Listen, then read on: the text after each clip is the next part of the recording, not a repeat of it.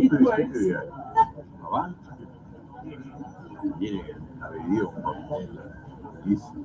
Poi c'è il tempo per va là, fa, beve. Di sera gli altri con le birre andare in giro, terribile. Che fa una prima birra. È rimasta così sotto le mani. Passa davanti. Si mette a bere il vino, vabbè. Prendere una birra.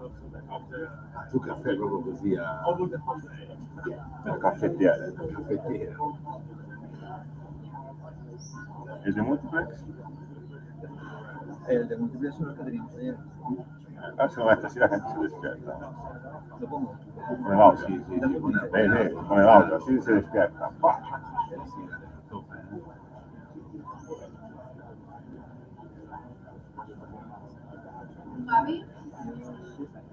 ¿Check audio? O para una TV yo.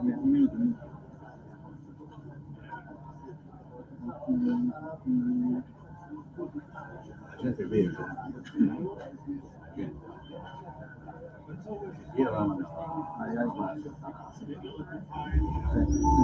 Would you take a complicated approach if there were a simple solution? Would you carry extra weight when everything could be extra light? Would you make things harder when they could be made easier?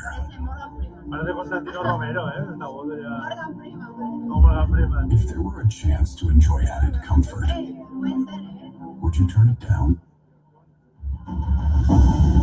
If you could achieve the highest standards and impeccable quality, improve a design to suit your personal taste, and have a smart, sophisticated solution that really makes a difference, would you hesitate to do so?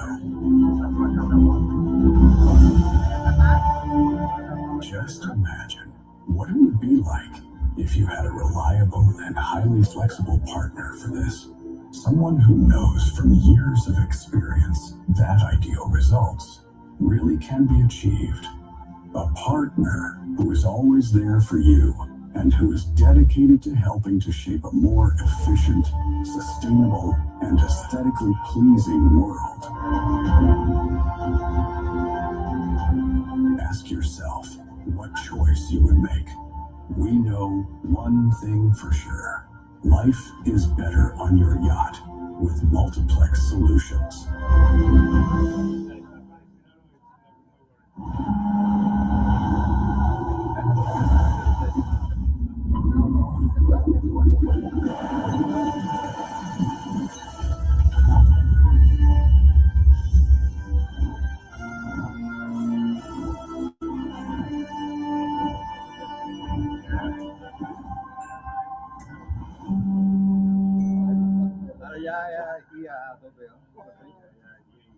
Hello, good morning, everybody. Dear guests, we invite you to take a seat. Thank you. Tens àudio obert, eh? Pensa que el que tires que tingui àudio farà puff. Alto tur. We will start the works 3 minutes, so please take your seat.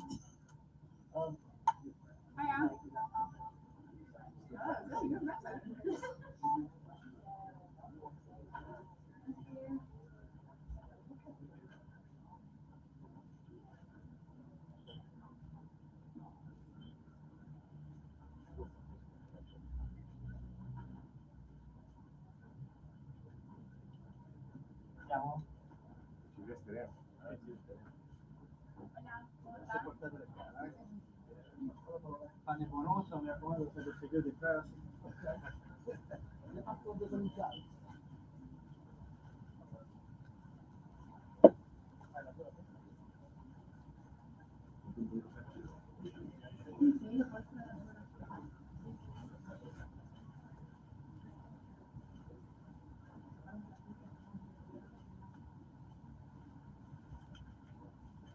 Okay, I think that it's the right time to start.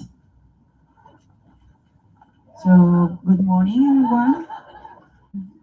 Yeah, Welcome to this second day of Estela's breakfast seminars. My name is Irene Conti from Content Angels. I think that we met yesterday with most of you, but I'm very pleased to be here and to say you welcome on behalf of Estela Super Yacht Agency.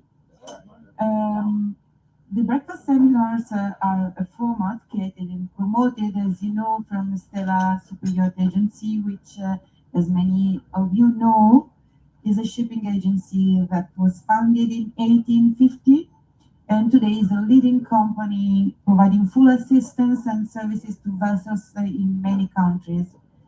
The idea behind the breakfast seminars are simple: to create a space where people can meet, connect, and engage in conversation relevant for the yachting industry.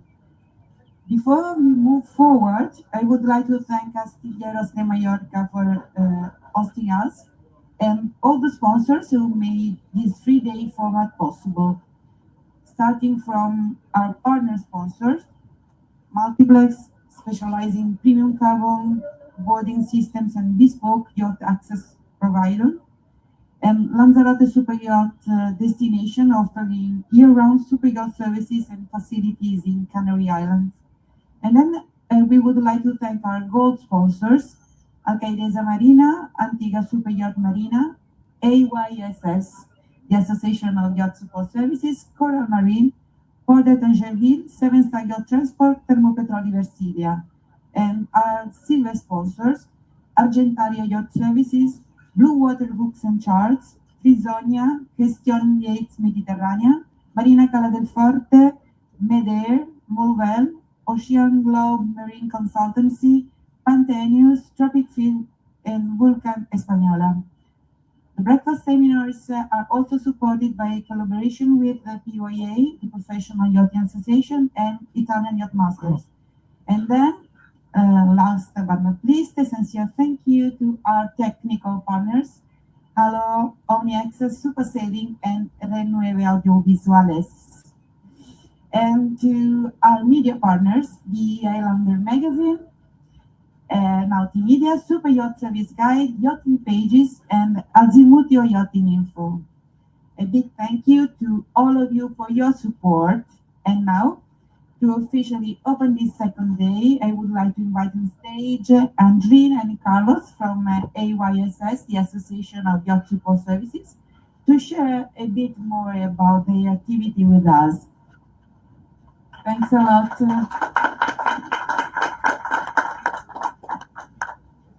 I want to say something. Good morning, everybody. Thank you for coming. As usual, we are less than yesterday, maybe a little bit, because the weather, because the party was yesterday night. Who knows?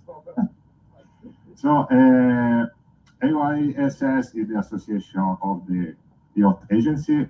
This year, they elected me as the chairman, so I have to introduce these guys.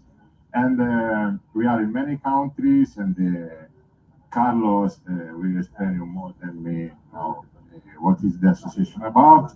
But anyway, Carlos came from the United States for this event now, and thank you very much. You came from Indonesia to present the association. So because the association is everywhere in the world, and we like to grow the association more, and the microphone. Thank you. I have my own. My own too. Good morning, buenos dias. Thank you, Astilleros de Mallorca. Thank you, Estela, for hosting and organizing this. This is a wonderful opportunity for all of us to meet, network a little bit. And I know it's early in the morning, so I did not prepare much, just 2 slides. Kidding. I actually found out about 2 days ago what the subject was, so I had AI prepare the whole presentation. So hopefully it did a good job. So I actually did ask AI to apps, ChatGPT and Gemini, can AI replace a super yacht agent in remote destinations? And both apps and the third one that I consulted, but I did not put it on here, said not completely, or the short answer is no. And I will not read all of this, Anche va això. but there's some things that AI can help Però with, també dir, but there's some things where humans cannot be replaced with AI. sí, So that's the kind of the conclusion of these és ben two abans de texts. l'autisme. So I was at a presentation in San Diego a couple of weeks ago, and they brought up a very interesting concept, which maybe you haven't heard, which is natural intelligence. That's our human intelligence. So there's AI and there's NI, natural intelligence. Artificial intelligence can do things like permit automation, logistics optimization, translation, which is often a subject with when captains visit us in remote areas where we speak a different language. So we become the interpreters of the captains with the local people. But there's some things that are just lost in translation. I don't know if you saw the movie. As far as human or natural intelligence, local fixes. We always have to do things that you cannot just find on the internet. And most of all, we are the Greece. We are, the local knowledge. We know the people, the authorities. We know the shortcuts, which AI cannot help you with. And one very important thing, accountability. Who's responsible for the information that AI gives you? It might be wrong, and then you make a bad decision. An agent is still going to be accountable for the information they give you.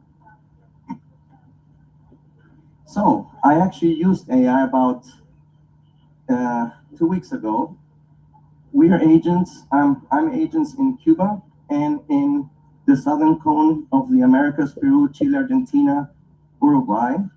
And that usually what is visited there is the Chilean Patagonia, the fjords, and Antarctica. So I wanted to put together a matrix with about 30 destinations and calculate the distance between those points in nautical miles. So I asked AI the question, create a distance matrix table in nautical miles, calculating the sea distance between the following 30 ports. So some of those, if we go to the next page, this is what I got through AI. I enhanced it a little bit, but here there's 30 times 30, there's 900 distances, which there are twice, so it's 450. If you calculate that it would take you about 3 minutes to calculate one distance from one port to another over the internet and charts or whatever it is, this would take you about 22 hours to do. So 3 days of work. And it did it in 5 minutes, and it took me about 15 minutes to put the table together, put the countries on top, format it, and do the little black or dark blue cells. So this is an example where we as agents can use AI to do things faster. I check the distances, then some of them, spot check them, and they're correct. So you still, if I give this to a captain, I will still double check with him once we do an itinerary. But here you can get a basic idea of what the distance is to go from A to B. So what's AYSS? AYSS is the Association of Yacht Support Services. We were founded in 1991, so almost 35 years ago, and became formally AYSS in 1999. We're worldwide. We are a non-profit, self-governing organization of agents around the world. And these agents have the superyacht industry as the core business.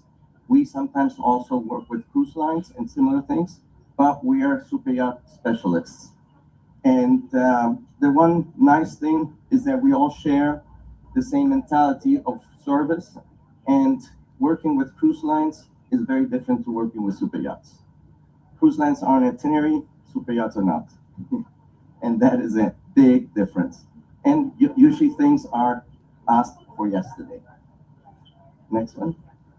So this is where we are. We are in 46 different countries, 70 plus members. And so wherever a yacht goes, they can usually find an agent that will help them, support them, where we all speak a similar language. So it's a very good network. And you can be a member as a agent, or you can be a member as an associate member if you're related to the industry. Next one, please. So what does a yacht agent actually do? A lot of people don't understand. They think that we sell charters or that we sell yachts, but no, we as agents, we provide the support for the yacht. And I say, we do the babysitting from the moment the yacht clears into the country to the moment it clears out. We do everything in between. This is a very nice picture of Indonesia. I don't know what the yacht is. Oh, okay. It's called Neither Do I. Pardon? Next one, please. Okay, so what do we do as agents? Here's a little list of everything that we usually do and take care of. And if we go to the next one, we're going to now quickly concentrate on 4 items, which is the itinerary planning, preparation of yacht and crew and guests, the logistics, and pre-arrival and arrival information. And with this, I hand the microphone over to Andrina. Oh, you have one.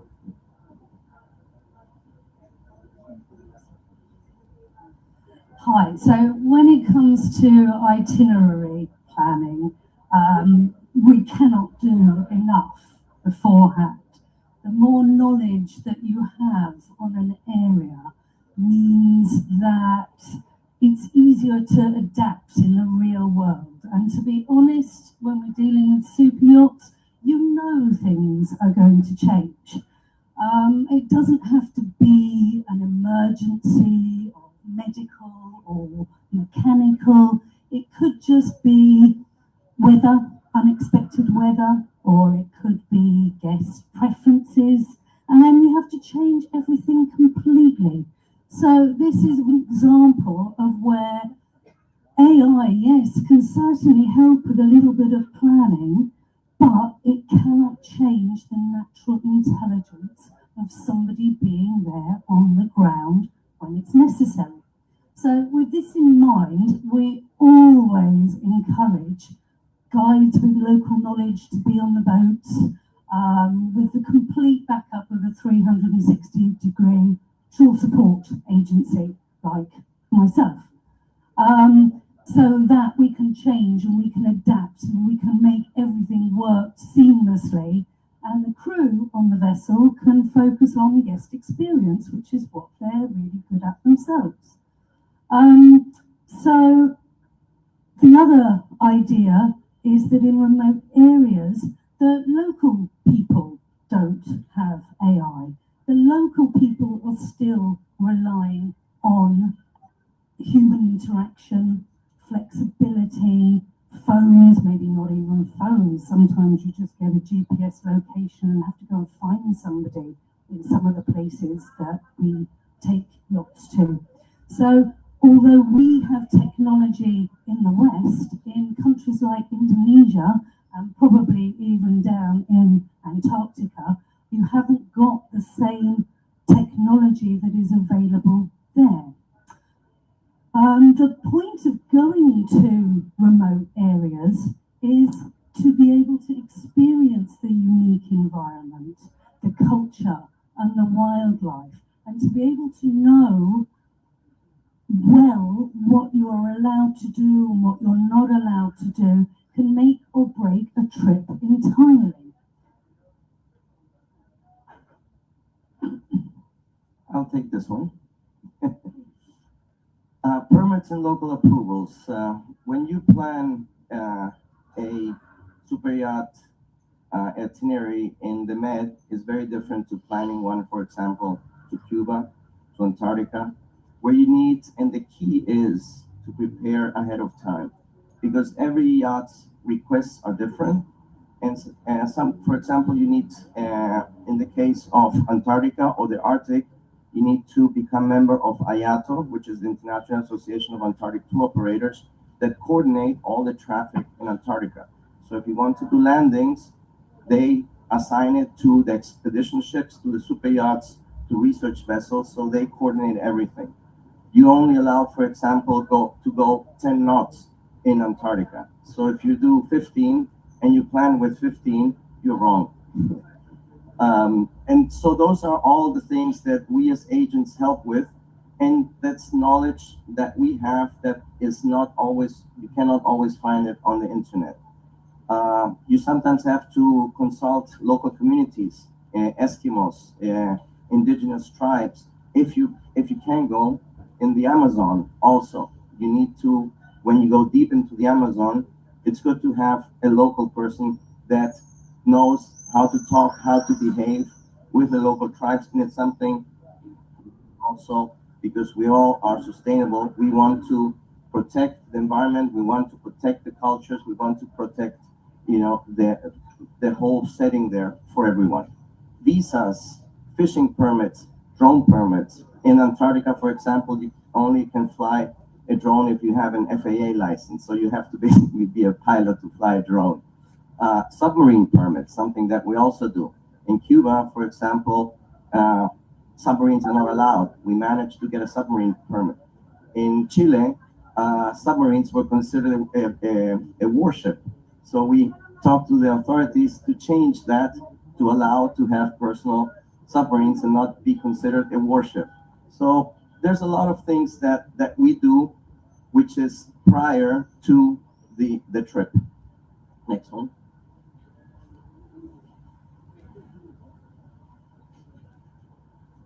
So yes, so preparation is the key. I cannot emphasize that enough. So we've talked about the itinerary, but what about the vessel itself, the crew that's needed, the equipment that's needed on board? I mean, we're comparing two entirely different environments. We're talking about Antarctic and snow, and then you can compare it to Indonesia that is so tropical, hot, etc. So you need to have all the equipment beforehand. It's not easy, well, in fact, it's almost impossible to get stuff or equipment to these places if you don't already have it on board. Space for guides, space for local knowledge, space for those extra crew, pilots. If you go to Raja Ampat, which is the most beautiful environment in Indonesia, you are expected to have a local pilot on board. It is the rules. Medications, firearms, all of these kind of things need to be prepared beforehand. You're not in the Mediterranean. You can't just call somebody and say, oh, we need this. Although it happens and we do manage to do it. Yeah, firearms is always a tough issue. And then when you go to the Arctic, you do need to have a guide with a gun in case that you are approached by a polar bear. In Antarctica, there are no polar bears. We have penguins, and they're a lot nicer than polar bears can be. Logistics, that's another part.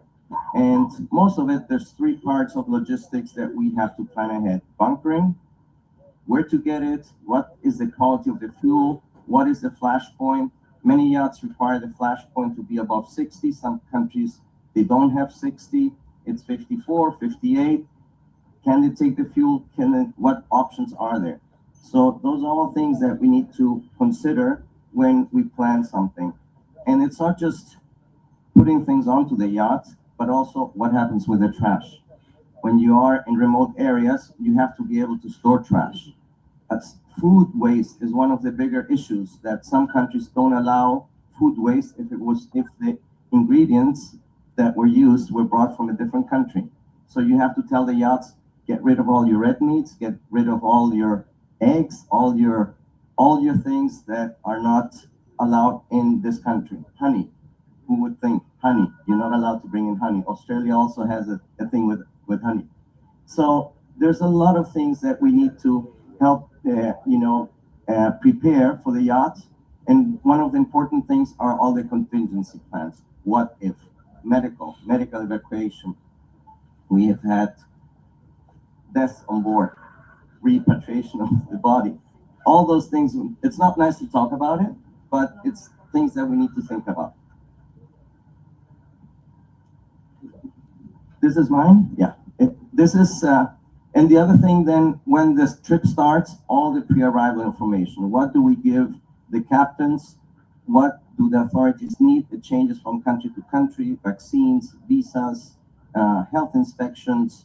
When you go to Galapagos, you need to have a hull cleaning, fumigation, and all those things are things that we take care of with the captain. So it's a long list, as you can see from these couple of slides.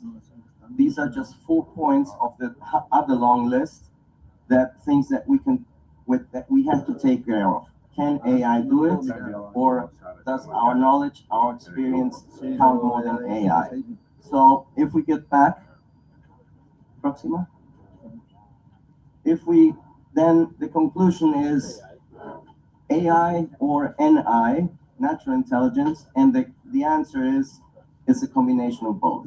We can use AI to support our job, but we still need to have the natural human intelligence to run a business, to have super yachts come visit us.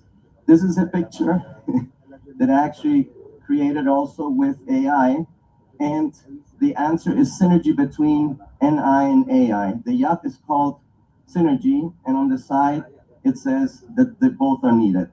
There's one problem with this picture though, and if we have captains here, what is the problem with this picture? Shut the door. Yeah, so you see, AI is not so intelligent as we sometimes think. Next one. And one thing that AI cannot replace is to have a captain, a port authority, and the agent have a bottle of rum together to iron out things, to explain things. And so this is also an example of where the human touch is very important, the human relationship, the face-to-face meetings. And if it's with a little bottle of wine or rum, even better. Next one. So if you're interested in AYSS, there's a QR code that will take you to our website. Follow us on Facebook and Instagram. In the back there's also these little cards if you want to take them with you. And here we have cards, business cards. If you're interested in any more information about the areas that we cover or AYSS, please take them. And with this, we finish the presentation. Thank you very much.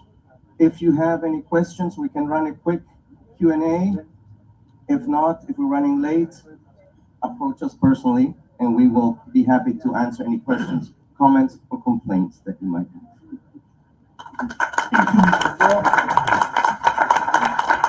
Any questions? Too early. Okay. Thank you very much.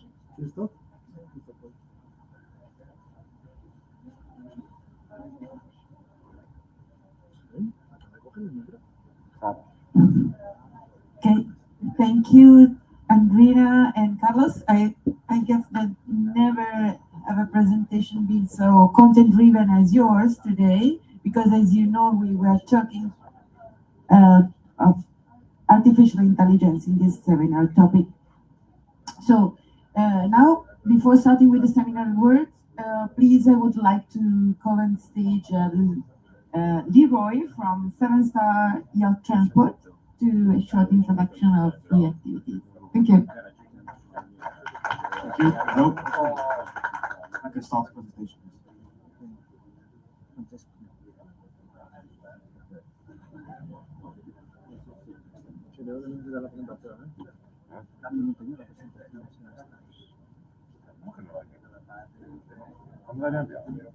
Should be video. Should be a video.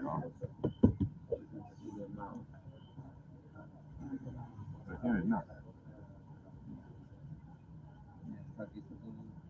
Welcome to shipping.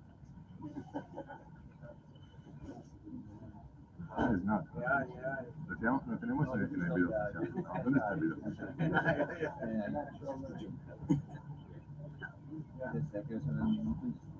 ¿Cómo? Look for the video, before we are... Okay. No. That's not mine. No, it's not. Okay. It's not.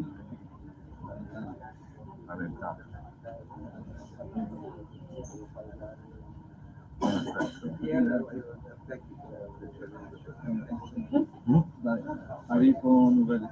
No, con este no. VLC, abrir con. Abrir con.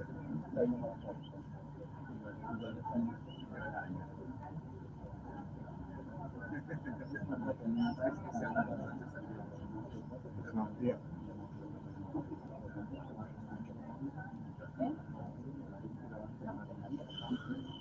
Okay.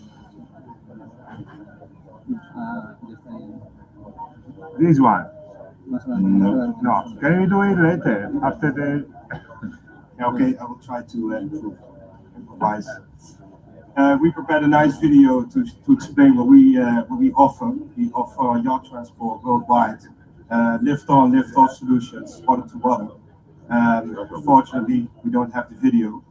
I'm here to explain why we recommend customers to choose for 7-star yacht transport. Can you please start with my slides?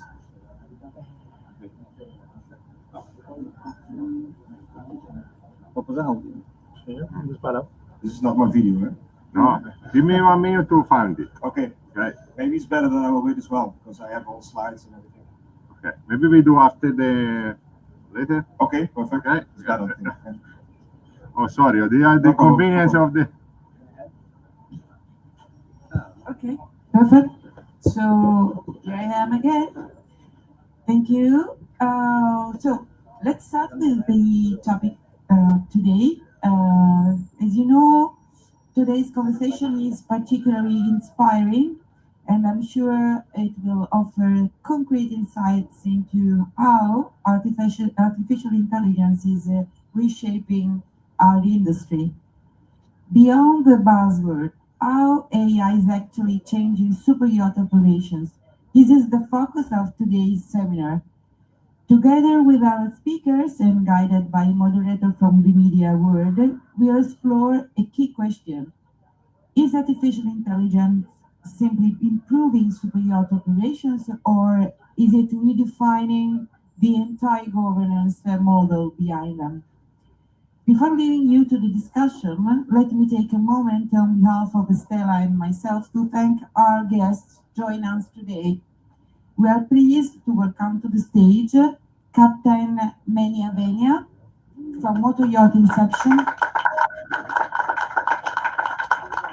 What do you want? Okay. Claudio Gallicchio, Associate Professor at the Department of Computer Science, University of Pisa. Alberto Tablon Vega, Director of Operations at the Ocean Globe.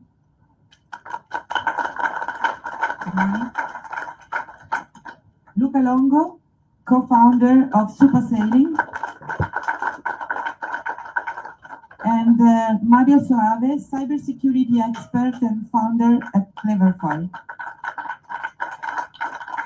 And thank you. Welcome. And moderating today's seminar, we are very pleased to have with us Jens Omes from Invisible Q and publisher of the Airlander, bringing a unique perspective of the conversation. With his hands-on experience in yacht operation and his role in media landscape, Jens combines a practical and strategic view of the industry, offering a well-rounded perspective on both current dynamics and future developments. So, thank you all for being here. Thank you to our partner sponsors, Multiplex and Lanzarote Super Yacht Destinations, to Astilleros de Mallorca Refit Yard for hosting us, and thank you to our speakers for sharing their time and insights. I'll now leave the floor to Jens. Enjoy the conversation. Grazie mille. Good morning, everybody. How's everybody feeling? Waking up? Yeah. I'm super excited because you know I'm Belgian, and you all know Tintin from Belgium. And every time the captain and the professor meet, something really exciting is about to happen. And I think and you have to curse a little bit more, but don't do that. Yeah, we're gonna talk about AI. I just asked ChatGPT if I said it's cloudy and it might rain. Can you make it sunny? It answered, if I had that kind of power, I'd be running the global climate system instead of chatting here. Okay, so that's one of the things we will be talking about is the limitations of AI, what it can do and what it cannot do. But a question for all of you. Who's afraid of AI? Raise your hands if you are. That's fine. You can be afraid. You can be afraid. You can be afraid. Come on, don't be shy. You can be honest. Okay. Who dislikes AI? Nobody dislikes AI. You dislike AI. Okay. And who really loves AI? Who's really excited about it? Same person who was afraid of AI? That's great. That's easy, but that's what makes it super interesting. A show of hands for those who feel that AI is already impacting the yachting industry today. A few of us. Okay. But not the majority. That's also interesting. So, Sarah did a great job together with Estela to carefully select these wonderful people we have here. And I would like you guys to do a quick elevator pitch on what it is you do in life and what allows you to be here and speak with authority. We'll start over with Captain Manny. Well, on AI, very little authority, but many yacht captain, pretty much it. I think most of us understand what a yacht captain is, so that's easy. But now it gets a little trickier with Professor Claudio. The opposite. So I teach and I do a lot of research on AI, so I know pretty much about limitations of AI, but also possible things that can be done in the future, so that maybe cannot be so trivial. And the fears that you have about AI could be wrong. You could be afraid of other things about AI that maybe you don't think about. So maybe we can discuss this a little bit later. Sure. Thank you. Alberto, thanks. My name is Alberto, and I'm the Director of Operation of a Management and Compliance company. And we talk about the actual use of AI. We can talk a little more about this. The use today of AI in the companies. Good morning. I'm Luca Longo. I'm CEO and co-founder of Superselling, computer engineer, and Superselling is a Mallorca-based company. It's only one software solution for the entire nautical industry. Hello everyone, my name is Mario. I am the founder of Cleverify. I've been working in cybersecurity for Wi-Fi in quite a long time. I've obtained 17 patents granted around the world on a much better way to connect to Wi-Fi. Thank you. Great, well done. We can keep that for now. So what's really interesting today is that we have, on one hand, the person executing the work on board, hands-on, and you've been doing it for a few years. And so on the other hand, we have I think probably the epitome of an academical point of view with the professors. We're still really excited about Captain and Professor. And in between, we have people in management and with a focus on, it's basically the bridge between the two. So I think I will start with asking Luca, because you just mentioned you are providing basically a system that can do everything, but what is everything, and what do you think AI can already do on board a yacht today? That's a good question. So first of all, software to do everything, what it means. So we have an ERP solution. Somebody doesn't know what's an ERP. It's like a multi-modular software that serves, for example, captains, management companies like Estela, agents, but brokers, charters, marinas, etc. So with this software, the idea, our mission is to have a data layer, because AI cannot work without data. So AI is trained by big data, a lot of data. Okay, so our mission is like trying to digitalize the nautical industry with using this software, which are at the same time safe, privacy compliant, and AI ready. So for me today, there are this question, what the AI can do today, and as well like what cannot do today, what can do in 5 years, like future, and what's the human factor between these three previous questions that I said. What can do today? Today is limited. I think there is a lack of data structure in the industry. This means that, for example, when we interview captains or marinas or charters, they use separate software, different softwares. Software are not integrated. They have a PDF on Dropbox. They have a chat on WhatsApp. They use GPT and share privacy information on GPT. So no security, no privacy, and not data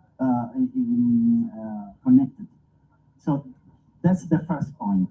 So we need to first build this layer of data. And then what we can do today is having the AI as a co-pilot. And I would say, even for the future, let's keep it as a co-pilot and never as an autopilot. That's the problem that I said before. I'm scared about AI if the AI is an autopilot. But if there is a human and the AI is beside this human, that's a great point because you can improve a lot your performance, your staff. You don't have to spend 2 days on finances if you're a captain, or maintenance if you are an engineer, because you can get an answer or suggest a recommendation by AI, and then you take a decision. Right. So I just want to check in with Manny. Does this resonate with you? What sort of systems are you using on board now that, in your mind, what is the most advanced software system that you are using? Is there something that clusters a lot of data and has digitalized a lot of data? Do you have a lot of separated and fragmented data? How are you working with things? Yeah, well, at the moment we're still using as Luca mentioned. It's actually the way it is. You're using different software for different. One is inventory, the other accounting. So it is a bit broken up at the moment. Yeah, there are certain systems that now they join together and they start working together. So that's especially for accounting and financial. It's growing kind of rapidly. Are you still doing anything on paper? Anything that's not digital? Well, actually, very little, because even inventories and all that these days we all do. Logbook? So logbook, yes. Yeah. For me, I'm a big logbook. I run 5 logbooks, so that's all pen and paper. Yeah. Absolutely. Yeah. So, but Luca, if they have lots of things already on digital files, you are pointing out a problem with digitalizing and grabbing the data and then putting it in that magical mill of AI that you want to. That's how I see it. Make it easy to understand. If you upload your manuals, engine room manuals on Dropbox, this is not digitalizing your manuals or your box. This is storage, online storage only. If digitalized means that the document will be analysis ready by AI, by other agents, by other models, and communicate maybe with other platform in security, cybersecurity, and in privacy conditions. That's the point. Does everybody else understand this? Or like that if you have for example, a Word file or an Excel file, you're saying it's not a digital, that doesn't contain digital data. Digital storage, but it's not digitalized and ready for the industry. And if you want to use AI on top of it, cannot be readable, because then you have to talk with Trello. If you have a Trello with the project management stuff, then you have to talk with your credit card bank if they have an integration with the AI. Talking with so many operators means you have not optimized performance, of course. Sometimes you cannot do things. They don't allow you to connect platform together. So that's the point. So trying to put all this together in a digitalized way. So for manuals, as an example, we parse the manual. Parse means it's not a PDF anymore. Would be database with the index. So the AI is for the AI is much easier to read the database than a PDF, which is a format that is under rights, copyrights, and closed. It's not open. Yeah. Okay. Alberto, from a management point of view, is your company, for example, already looking at how you can actually digitalize the data, work with more digital data, or is it something that is coming at you fast and you're going to need support with that soon? As Lucas said, the problem of the data storage is that there's a lot of systems different that didn't receive the same format of data. So for manage this at the moment is difficult, and the yacht industry is not too homogeneous the data between different vessels, so it's difficult to manage the data actually. But for other side, the use of AI in the companies is starting for the most repetitive work on board, for the back office, for the reporting system. We start to use this, so we can improve the performance of our crew, our team on shore, helping to do the small thing faster, better, and with high quality. But from the data side, it's still difficult. So, Manny, more specific question: Are there areas from your point of view, from the bridge, where you already are using AI, or doesn't it go, or maybe it doesn't go further than asking questions to ChatGPT if they can change the weather like that? Yeah, which was smart prompts, right? I'm not big user of ChatGPT, but I think the underlying that there is some AI functions in what we use, but mainly it's still very split up. Whatever software, whatever system you use is still there. Now, as Luca was saying, is we think it's all digitized, but it's not. So it's I think we're still pretty much at that stage. It's in that sense. Okay. I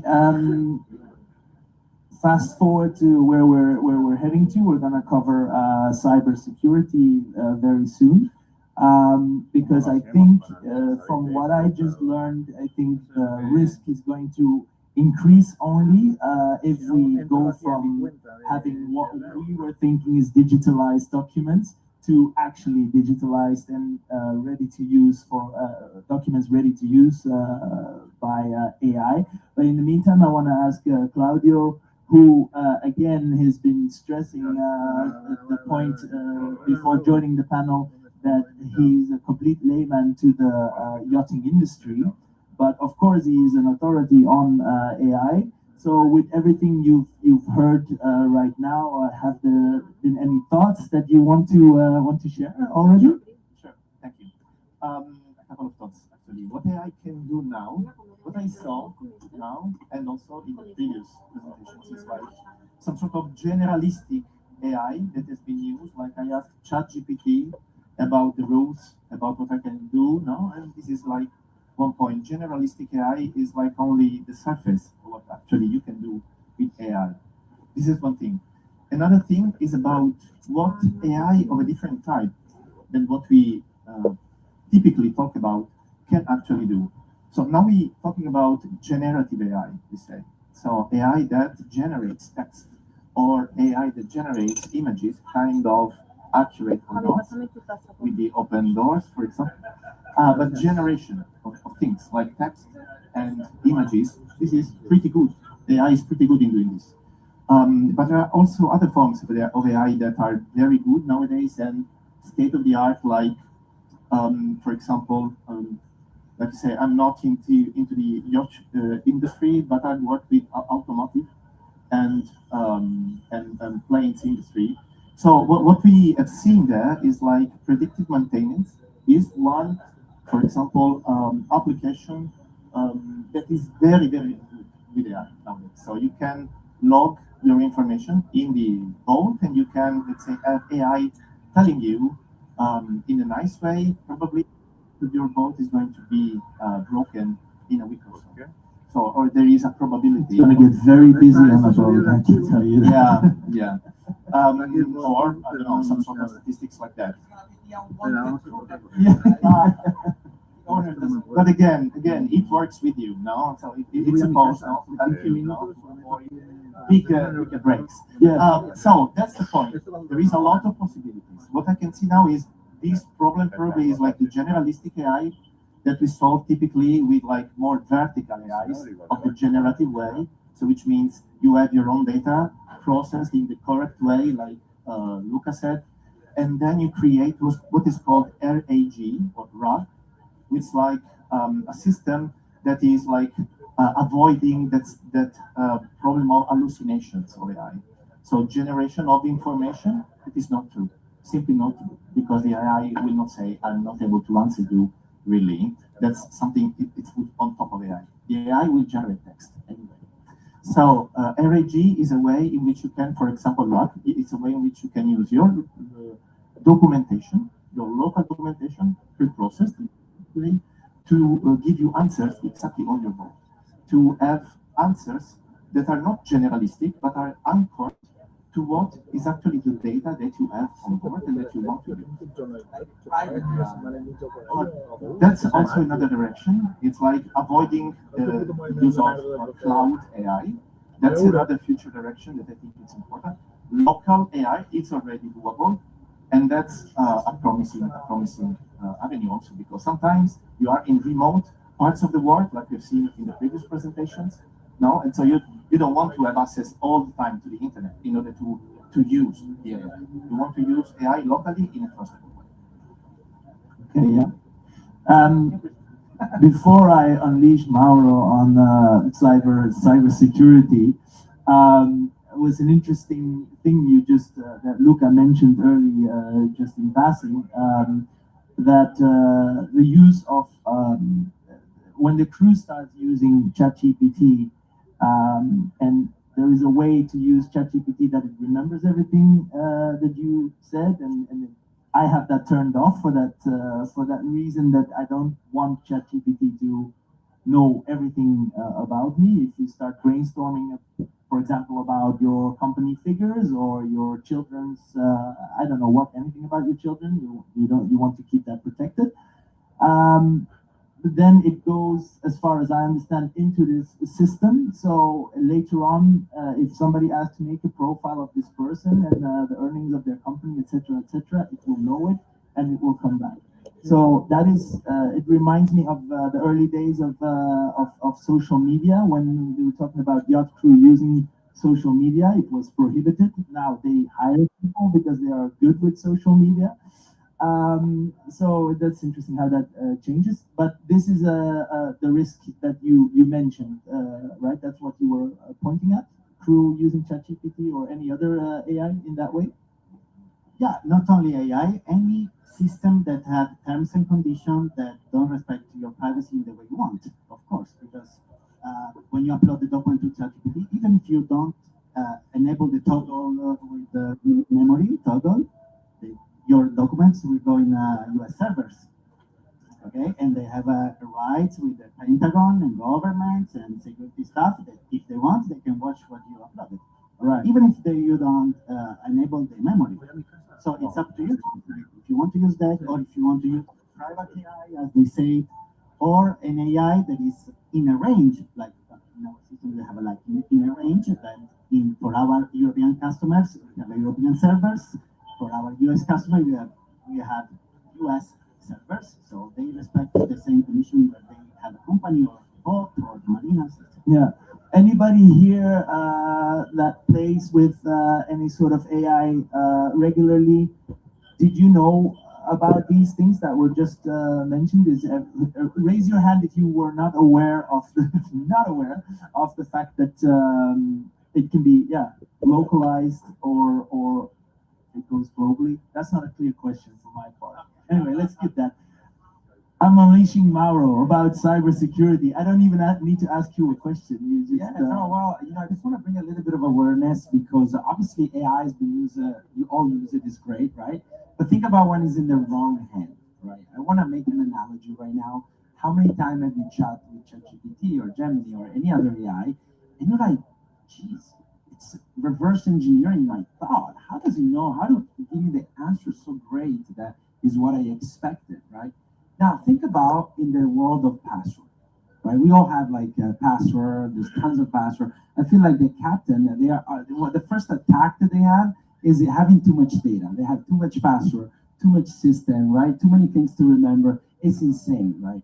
But I want to make two analogies. First of all, you all went to an Airbnb. You check into the Airbnb and the password was "Welcome back" or "Welcome guest 123."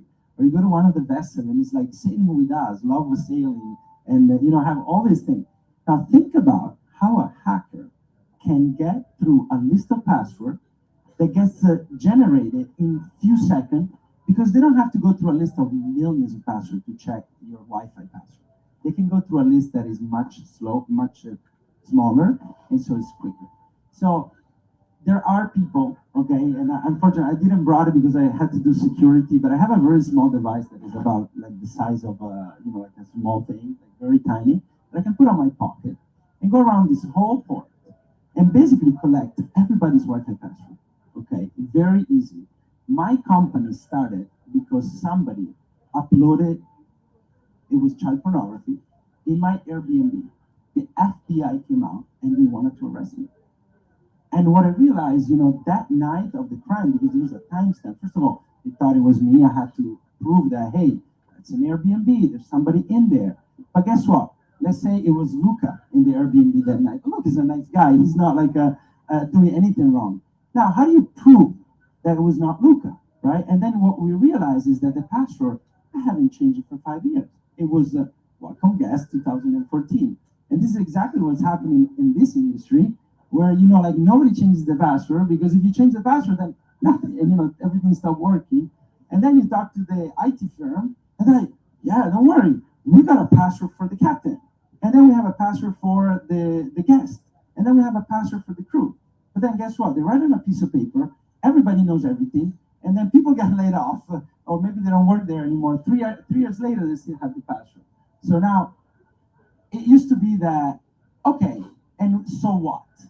But now, this vessel, they have all of the data locally in the cloud. Now they have all of these pieces of information. And what happens is that people don't know, but if who wants to attack you? They're not going to attack you when you're here at port. This is where they hack you. Then you go out, and that's when the ransomware starts. You see all things going out of control, people calling the cybersecurity company. They're like, what are we going to do? And that's when the problem is really serious, because you got to get Bitcoin, you have to pay. This happens not in every industry nowadays. So I'm not here to scare you. I'm just here to bring a little bit of awareness that it can start from something as simple as a Wi-Fi password. That's it, yes. All right, so of course what we want to know now that you've scared the bejesus out of us is how we can protect ourselves from that.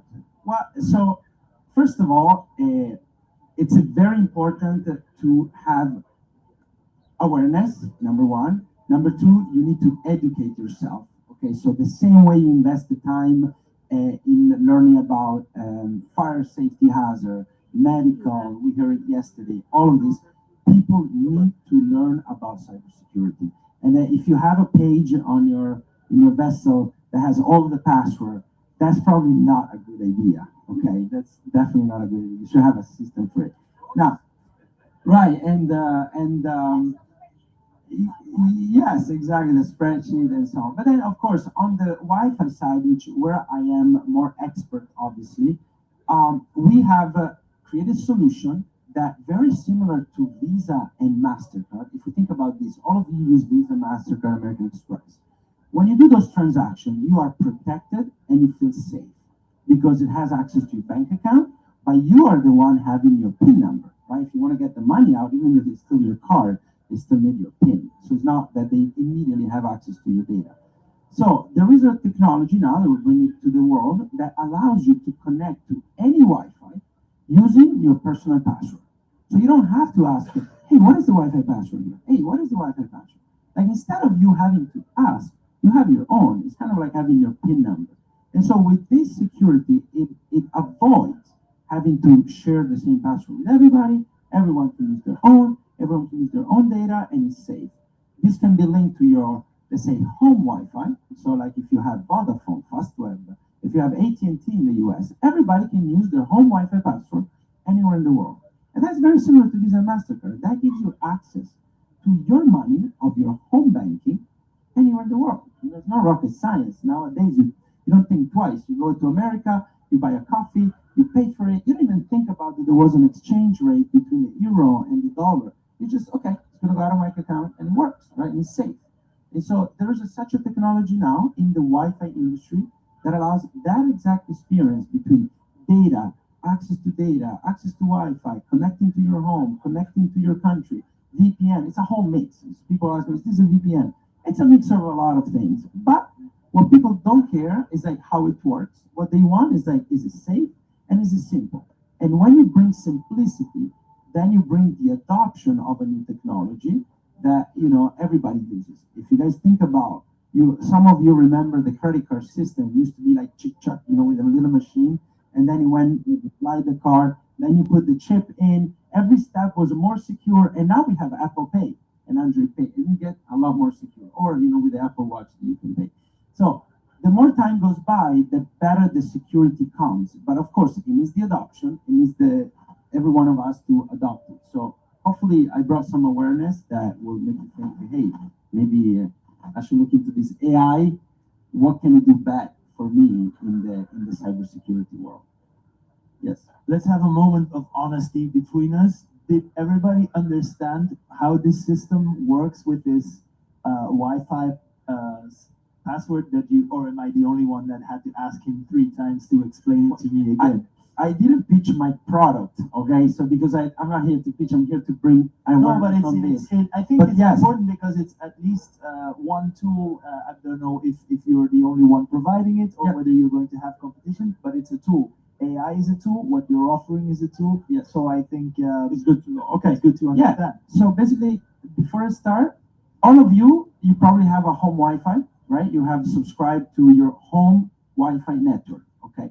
We can allow that home Wi-Fi network with the same Wi-Fi name and same password to be deployed into the vessel that you own or that you rent. Okay, you go for a charter trip.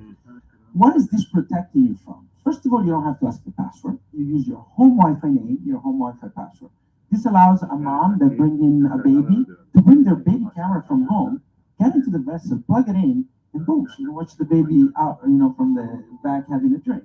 And that is super simple. And because you haven't had to ask the password to anybody, one, nobody knows your password, only you. It's kind of like the PIN number of your credit card. And you can teleport your home Wi-Fi from a vessel, an Airbnb, a hotel, a limousine service, and a private jet. Why do you need to ask for a password when your Wi-Fi can follow you? At the end of the day, you made all of those reservations. And so we know exactly how to deploy your home Wi-Fi in the right place at the right time. Simple. So my question earlier was, if I walk into Astilleros here, they are paying for their Wi-Fi data. Of course, now we all have like unlimited bundles and whatever, but imagine they're paying per data usage. I would just come in here and use as much data as I want without even as much as asking permission to go over their Wi-Fi. How does that work? Yeah, so behind the scene, very similar to the credit card system, right? You go, you buy a coffee, then behind the scenes, somebody takes a percentage, 3%, 2%, 1%. There's loyalty. We have a system behind that somebody's paying for the service, obviously. To give an example, we're going to launch on Ubers, right? And every Mercedes and BMW, like the nice car, they already have onboard Wi-Fi, which is very reliable. They're also going to get Starlink at some point. They're going to somehow want this system for their people. So we make agreement, is all behind the scenes. People don't need to worry about who pays what, because for Airbnb, for instance, we have an NDA with them, so we can say everything. But it's their responsibility to keep people safe. They're the one making billions of dollars when you go to an Airbnb.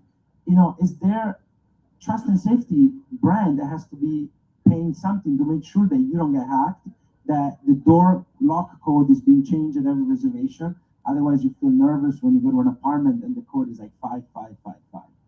It's the same thing. So we're a technology enabler, like Visa, MasterCard, but then we let them do the deal, right? You want to pay more, less, data coming flow. So there's a very complicated behind the scene. Okay, so this system protects me from being accused of somebody using basically my channels, my Wi-Fi subscription, my internet subscription for malicious usage. Okay, so that's one thing. Then the other thing that Claudio informed me about is, as far as I understood it again, I think it's a great thing that I don't know anything about it, so I can ask all the dumb questions, but is a localized server. So here we are protecting our channel. In your case, we are protecting our data locally. Exactly. Right. You protect your data locally. This is doable nowadays with AI.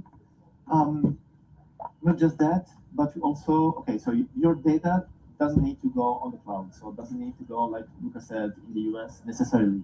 If you want, you can do it. And by the way, you can activate the memory in ChatGPT because that's only good. I mean, it will not do more bad than the normal way. Okay, so you can activate that without any problem. Okay, I'll ask a follow-up question about that later. Yeah, that is just remembering something about your conversation with it, but it's just for you. I mean, it's like something that you are not telling the AI, but the AI will consider every time because under the hood, it will be told to the AI before your any question. Okay, so the point is that what I can say now is that we typically use these cloud servers, these cloud systems, where you like ask ChatGPT or Claude or Gemini or whatever it is to answer your question, to provide you like distances between points A and B, etc., etc. So this is good. But when you want to protect your local data, you want to protect your data, not exactly because of your company, because of your vessel, because of your clients, etc. That's not very good, of course. And you need to do like systems that run locally. So nowadays, it's still in the early developments, these kind of systems. So still not very used in practice, but small companies are already doing it. So there are, I would say, like in the legal area, this is pretty much common nowadays, for example. So I can imagine like in the boat industry and let's say the overall naval area will be pretty common, I would say like 5 to 10 years, probably. So you have local servers that operate in the data that you have and does not need to transmit your data on the cloud.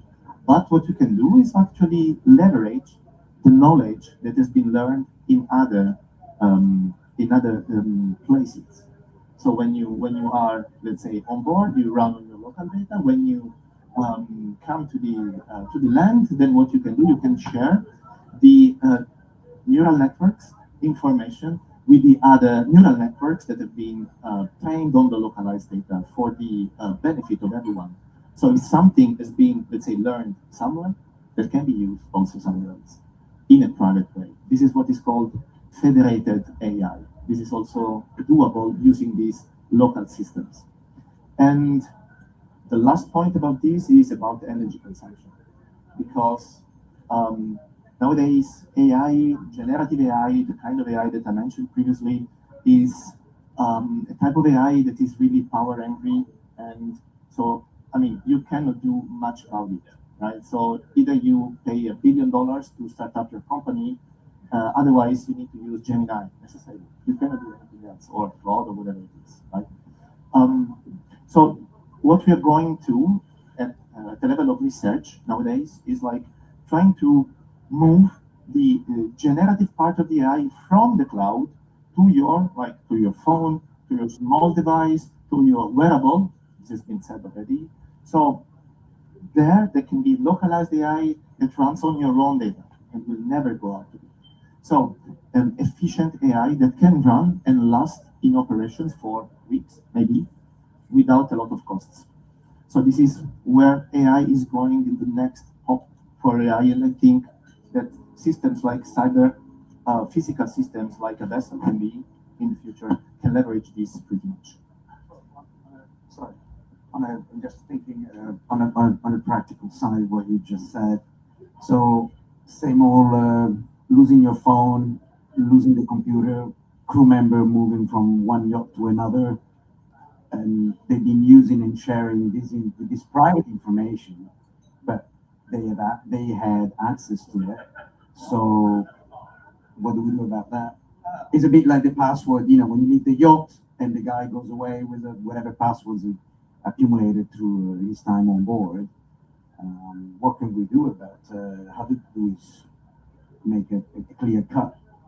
Well, I think this is not a question only to me, maybe more to Mario, but the point is that, not the point is that what I'm telling you is that it's possible to have a small server, a small computer, let me tell it this way, on the boat, on board, that does the AI job for you, and you don't need every time. Exactly. So if you're in a remote part of the world, then you can still run your AI. See what I mean? On your data. But at the same, kind of the same question, but in a different way. What I'm confused about is, for example, if we're going to have systems on board where I imagine we will have physical sensors on. It already exists. Physical sensors on engineering systems, even on sailing rigs, measuring data, providing data, obtaining data, and you put this all on your personal server. But then you mentioned a collaborative data, so data sharing. How is the distinction made about what's sensitive and what's not sensitive data? Yeah, the point is exactly this. It's not like data sharing. No data sharing. Only what is shared is some internal parameters of your artificial neural network system. It's like if some parts of your synapses in your brain would be shared between like me and you, and what you know, not the data, but what you learned from the data. Between what I'm thinking and what I'm saying. Oh yeah. I'm so glad that exists. That, like, suppose this would have been a completely different conversation right now. That would be amazing, though, no? No, it would It would be amazing. Only part of it. That would be amazing. No, I mean, it's like it's some conditions, like meteorological conditions, happen somewhere in the world. No, not where you are. Right. And then when you go in that part of the world, your automatic system already know what to do. That is what you want to buy. Okay. I think Mauro wants to chip in on that. I was just gonna say yesterday, I don't know if you were here. For the people that were here, there was a discussion about anonymous incident, right? Like people reporting how they got into a situation, how they were able to fix it, what was the learning. It's kind of like you transferring the learning, not really what the exact location or the thing. So I think that's the distinction that I just want to echo you. Not how deep the cut is, but how you got cut. The important part, yes. The sense, of course, like there are a lot of equations behind that. Yeah. That can tell you that everything stays private. Okay. So the other thing you mentioned is that about the usage of local servers and personal service. You said that people who work in law, like law offices, are already using this a lot. That's interesting because that's last time or 2 years ago at the roadshow, I ran into a maritime lawyer and he explained this to me. Like, yeah, but we have our own servers because they work with mega yachts and they don't want to know that Joe Bloggs bought a boat for X amount of millions, so that they want to protect that data. But how come? I don't know if you can answer this question, but how come? I wanted to talk specifically about yachting, but formulating it differently. How come an industry like law offices, a sector like law, adopts this so much faster than super yacht industry, where there is at least the same amount of sensitive data on board? Can you answer that, or Mauro is jumping to answer? Very simple. It's regulated, right? Like in the U.S., for instance, if you're a law firm, if you're a doctor, it's regulated. For doctors, you have HIPAA compliance. For lawyers, it's another compliance. So those are regulated industry. So you have to do it per country. Obviously, maybe if you're a lawyer in some certain country, you don't have to. You may want to do it. But yeah, they're regulated industry. That's the simple answer. Alberto, from within your operations, are you incurring any of these regulations or? Yeah, according to the cybersecurity that Mauro comments, already in the shipping industry, there is a mandatory from the IMO. You have to get on board a cybersecurity manual that allows your crew to learn how to manage all these password sensitive, how to store it not in a paper, how to update your computer system, not using your personal computer pen drive, the same in the bridge computer. So the problem is that we talked yesterday that, and also we comment today, the regulatory is not overall across all the fleet, because it depends on the size of the vessel, it depends on the flag of the vessel, of the use of the vessel. So the regulatory is almost near to get into the yachts. So we try to transmit the knowledge from the merchant shipping to the yachts, because it's one step forward. Yeah, there are more regulated, obviously, and we are the Wild West. More or less, not the Wild West, but it's. Well, let's be honest. More or less, yeah. So, nobody disagrees that the yachting industry is underregulated. Nobody disagrees. Yeah, we got to watch what we ask for, right? Underregulated. Exactly. Less than.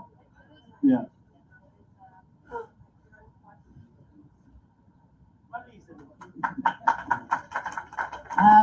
We already have a little bit of that.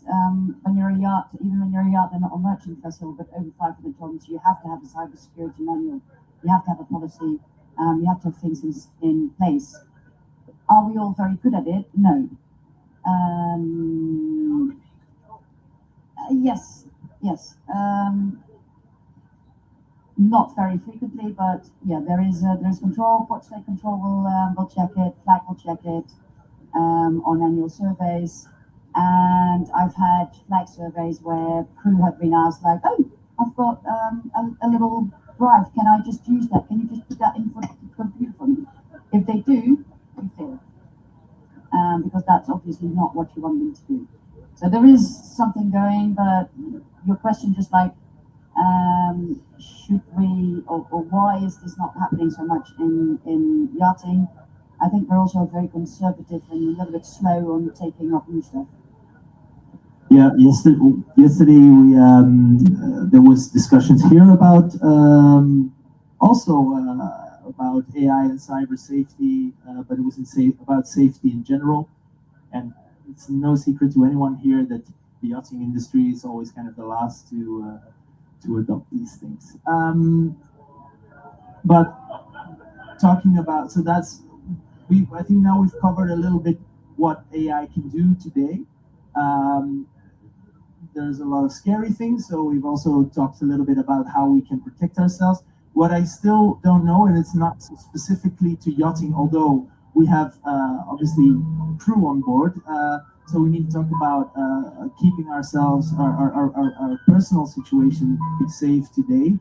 It was also mentioned yesterday, but I had also seen it on social media that there was a warship in a war zone.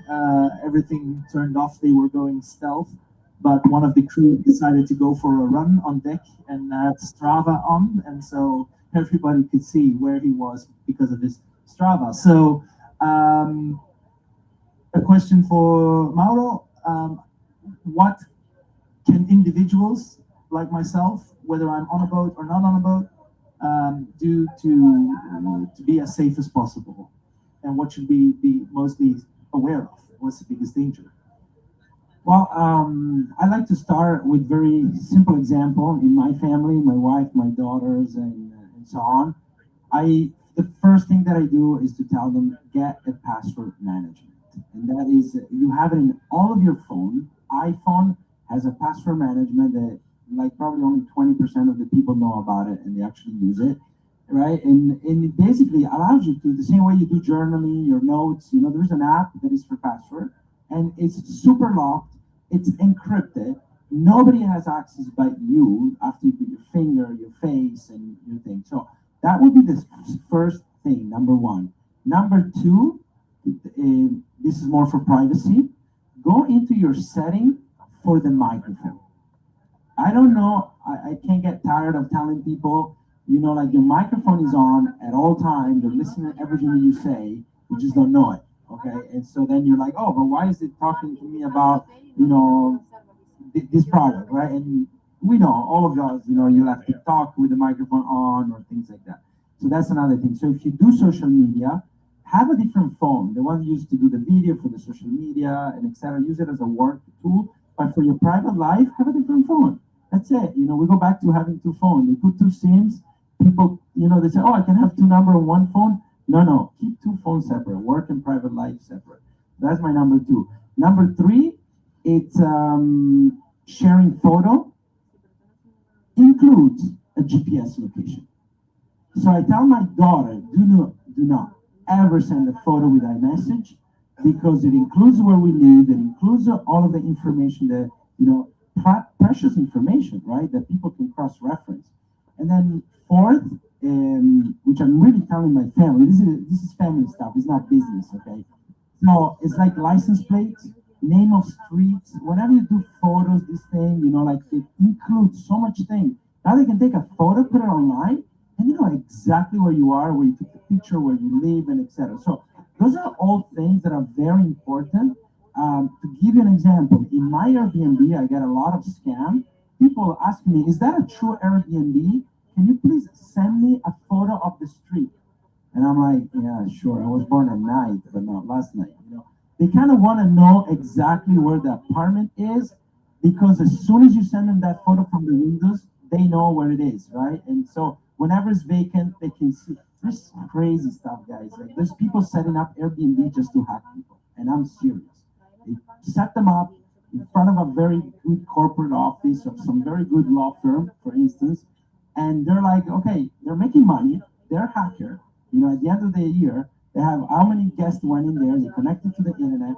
They're there, and now they have access to that apartment all the time. So again, I'm not here to scare you, but it does do a great job. But yes, it's like try to really think about, am I doing the right thing? And there's plenty of course online, plenty of YouTube. Use your phone and your time to really learn about this thing. It's like it's all available. It's accessible. So that's what I would say. Yeah, thanks. Luca, you're jumping up and down to... Just want to tell a story. We were having a dinner yesterday. I handed them the story and they said, oh, you have to say tomorrow. So if there were so many password curiosity, I will bring on the table. We were onboarding a vessel on our system, and the procedure is like, we do the onboarding, you send to us manuals, logbooks, and all this information. We have internal in my company a procedure of security. So we first review what they send to us, and then if there are no sensible data, we pass to the team, and the team starts with the RAG system and all the stuff. So I was reviewing this file, logbook, manuals, and then there was an Excel file called your password and codes. Okay, so I felt like Mario in the FBI. Should I open it?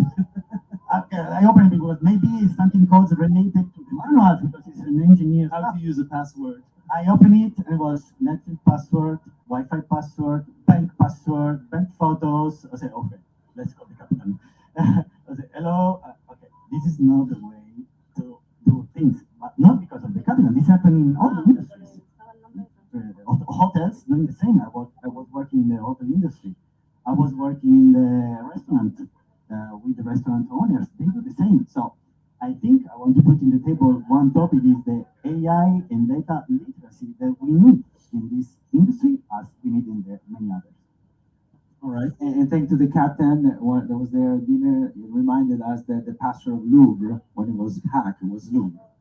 So or they are like admin. I said to the captain, at least don't call this file your password and code. Call it carbonara recipes. You know only what's that. That's all you can think about, hey? Carbonara recipes. Oh, but sometimes it's better to hide in plain sight, No, a follow-up question on all this personal safety, kind of like you want to invest. Is it too late to reverse the damage we've already done? What do you mean invest? No, like when you start investing early, Oh, it was an analogy. okay. But is it too late no. to? You have to start today. Absolutely. Like it's never too late. It's definitely like the time. Especially with the AI and what's coming soon, the quantum computing, right? When they can really break into password in super fast way. So this is the right time to start. Absolutely. And also investing, by the way. Yeah, always be investing. Always. That's the next seminar for next year. Yes. Johnny. Just a follow up on these comments. So on the practical side, on my end, considering that crew are getting younger and younger and very well. I'm sorry, Manny. Super connected. You're getting older and older. Yeah, well, but what can we do to protect, or how can we address the crew in they're all on Instagram, Facebook, whatever. I'm not really following the whole thing, but what can we do to try to limit the possibility of hacking? The only hacking I experienced on the yacht was very briefly. The boat email was hacked, and what was happening was I would send an email with an attachment, an invoice to be paid to the management. By the time that email with the attachment went to the management, the banking details were changed. Yeah, that's a very common. So luckily, on the first one we didn't see it. We lost 2,000 euros. On the second one, actually was the manager, very good. He says, "Manny, why is a French company has a bank account in Poland?"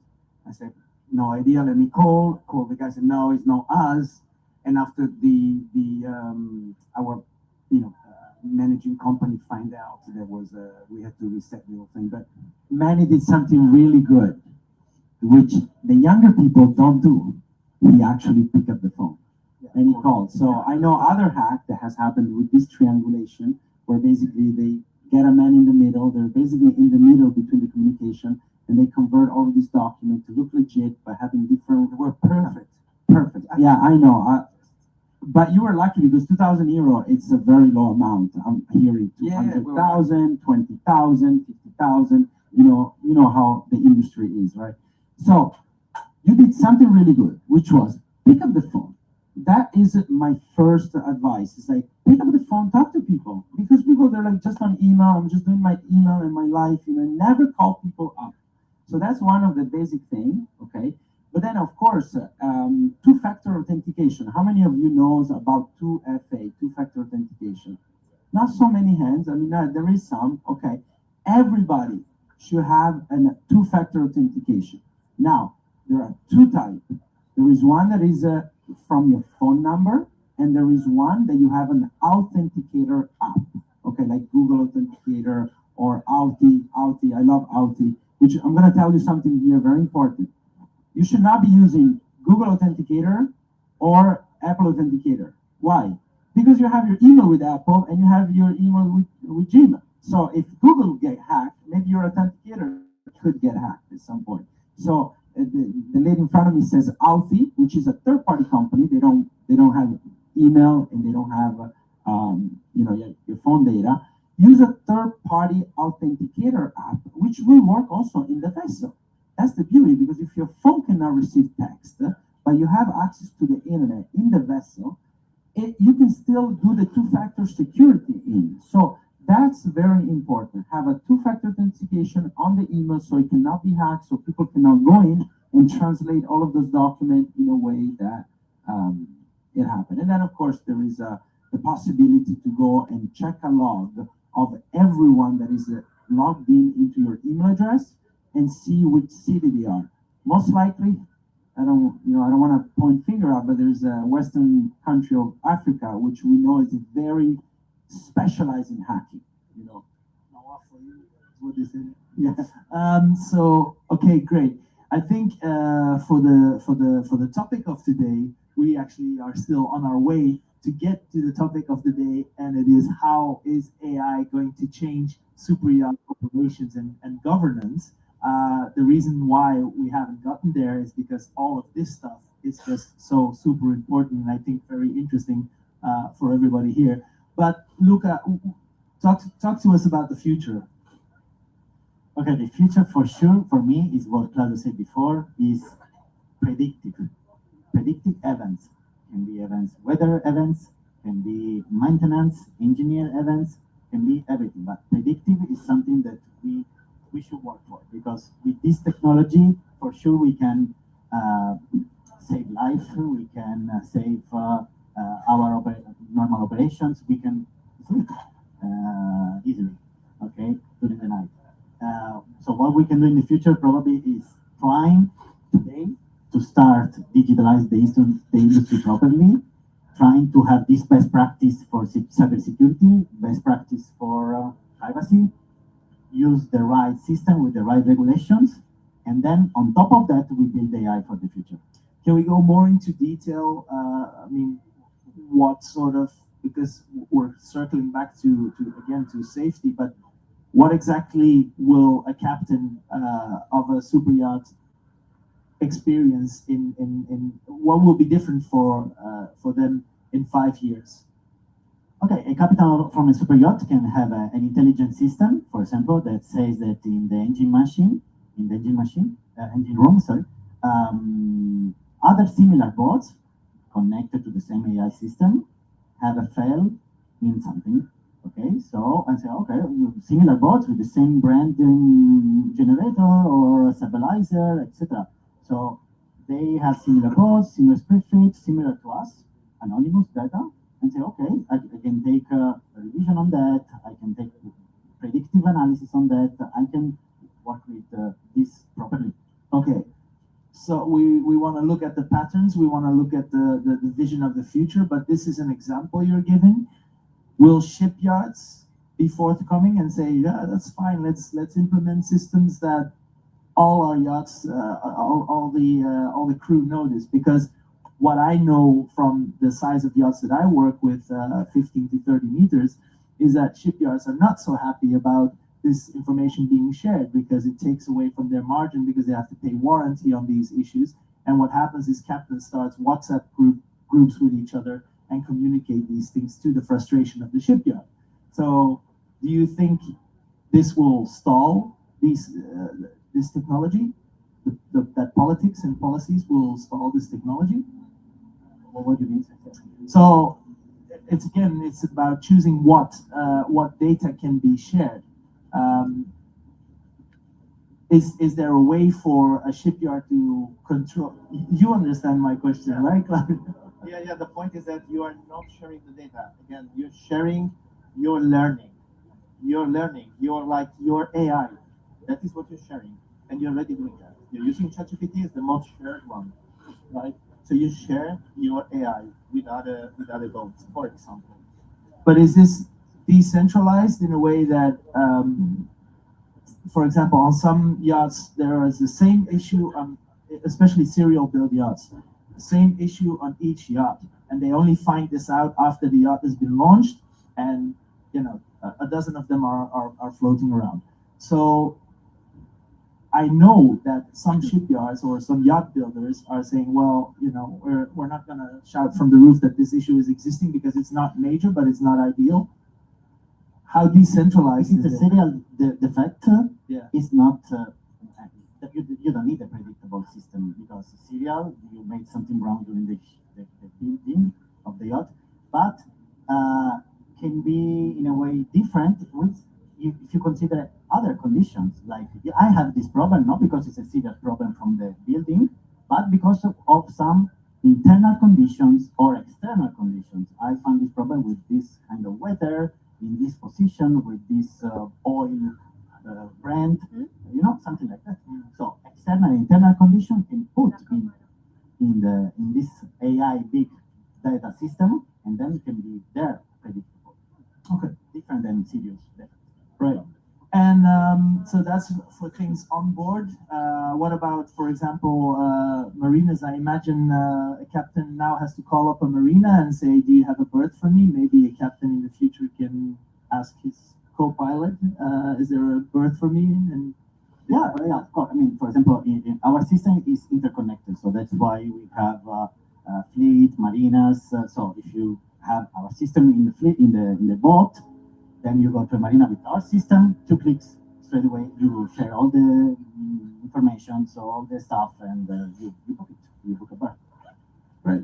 System should be integrated. I don't say it should be my system, of course, but other systems that can have this integration API, this kind of layer of technology. Okay. Does anybody here have any questions about what the future looks like? If I could have one of the microphones. And you can quickly mention your name and which company you're from. Or my name is Wiz. I'm from Safe Sail. But my question is about when you do any work in asset penetration testing, trying to test entry to facilities, buildings, corporates, and what have you. Can you put the microphone a little bit closer? The first thing you do is you completely neglect the fact that they have, extreme, the most sophisticated cybersecurity procedures, security procedures, and what have you. And you instantly go to the human factor.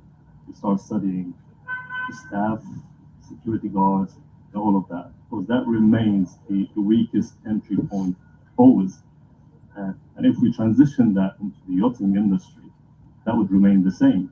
Forget about cybersecurity, forget about hacking the system, because it's above our pay grade as testers. But where it gets very simple and very basic, which is scary, is you look at the crew members, captains, and what have you. You study their behavior, you become friends with them, you meet them at the bar, coffee shop, and what have you. And that always remains the easiest entry point and the weakest link. So the question is, I know it's complicated, but how much do they need to know in terms of knowledge or training or skills, both in cybersecurity, in counterintelligence techniques, to understand how to perform the job, how to go about the private data, the vessel's data, and that, because they're completely two different things. Yeah, so first of all, I couldn't agree more with that. Remember when I said, people have different Wi-Fi network, but then they put it on a piece of paper, they make a mistake, or they're just simply sharing a password and so on. So I couldn't agree with you more that people are the biggest problem, basically. It's not the system. The second of all, I'm also going to answer Manny's question together, because I didn't answer when he says, what are we going to do with this young generation and so on? So I believe that sometimes it's really bad, but you do have to block certain things, like Instagram when they're in the vessel, if they're sharing too much and things like that. And you block, but there could be a way to do it right? You all have an IT company, you all have a referral company that does your IT and etc. And maybe that can be mixed up with a good learning training program. You do the training program, we unlock your Instagram. Otherwise, you can't do it. So you guys have to become creative and say, hey, what can we do to make it also fun? There's all of this thing about gamification. You probably heard it. How can we gamify this app to make it fun for people and etc. So as part of as an onboarding of a crew, even the guests should do maybe a little bit of a gamification onboarding, right? But then of course you have a captain that has relationship with this IT company that they can pretty much do anything you want. It's just that you have to ask, or you have to be partner on that side. Okay. In the early days of having internet on yachts, there was one because the speed was not as good as today and all that kind of stuff. So what we used to do was guests and owners certain amount of data and the crew minimum stuff to not to go banana. But now is Starlink. Now is Starlink. There's no more limits. If you limit you are a Nazi. If you limit the crew, it's so it becomes a very I would say political situation on board to tell them, okay, guys, no Instagram or no whatever Facebook, or don't publish this, don't publish that, because it's. Unfortunately, it's part of their day is to, it's against a people problem. Again, it's about to understand dangerous examples are always a good way to make people understand dangers. Can you give me a reason why I should not be using my Instagram on board a yacht? So, but depending on the policy of the vessel, right? If they don't want to share where they are, if there is an owner that wants to do a privacy thing, and then you have somebody from the crew, there's like right on the background, you can see like a very well-known place. Of course, that's obviously not good. And then of course people are posting their flights, their things. So I use an app called Flighty, and obviously my friends, they know that I'm going to be in Palma and etc. So there's a way that people can kind of figure it out where you are. But there also it raises the question: what exactly are we protecting? Because some owners they always the privacy and then security, right? Those are the two things. And also, like before, I also forgot one thing, and this is very important. Sorry, I'm switching a little bit. But unless you're like from the US and you don't use WhatsApp, we all have WhatsApp. And recently there has been so many hacks on WhatsApp. I don't know if you've received that link to vote or pay and etc. Put two-factor authentication on WhatsApp. It's a very high-rising cyber attack. WhatsApp is going to release a new change in June that will allow you to have your username, so no more your phone number, and that's it. And that's going to be another wave of attack on WhatsApp. Sorry, I needed to say this before I leave. Every one of you today, meet me eventually. I'll help you set up two-factor authentication on your WhatsApp. I'm the first one. Yeah, right. It's like WhatsApp. We can't live without it. Because we heard the hacking on the email. That's obviously for the vessel, for the company, but we all have a sort of responsibility on if shit happens. Yeah. With my French. So either I am not a great moderator, or security is really what is the hot topic. Security today seems to be, the topic that keeps coming back more than what is AI going to do for yachts in the future. But it was a short answer to what is AI going to do for yachts in the future is basically obtaining data and helping people to work better with that data. But I'm sure there are plenty of questions around that. Does anybody want to share their question? Or yeah, Marlies? Hi, yes. So I'm Marlies, I'm a captain, and I have a question for Mauro.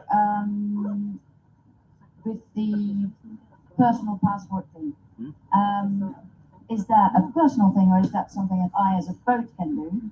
And if I as a boat have it, how do I get the people, the charter guests that come on board, how do I get them to use it? Yeah, that's a good question. So when you onboard them, right, you should have, I'm sure you guys have a manual, right? The problem is that a lot of the time these things are not in digital, right? So if you have a charter, let's say, you probably have a system like Super Sailing or other system, management system, that tells you, who are the guests, where are they coming from, which is their nationality, and which passport they hold, and all of that, right? You probably even have their mobile number, right? Most likely.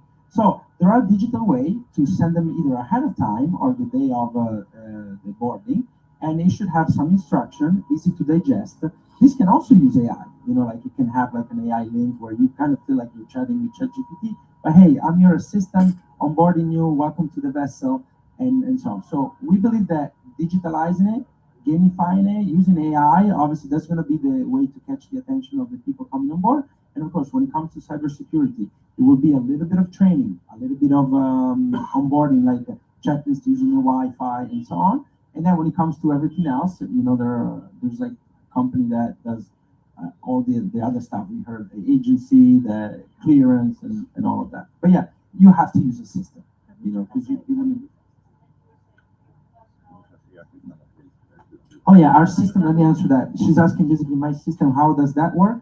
We work with your IT company that you already have, that already provides you the satellite, the Starlink, and any IT company, we work with them. So like for instance, you can have. Do you have one for your yacht? You don't. Okay, so you We don't have one. Okay, we'll work there.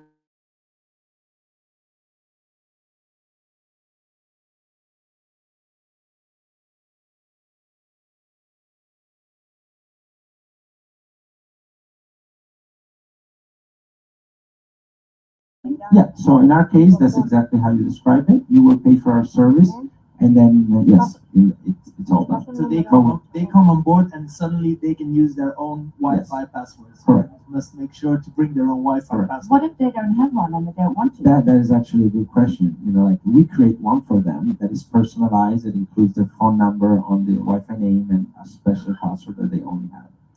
Yes. Great. And we do this with some sort of AI also in the background, because our AI is everywhere.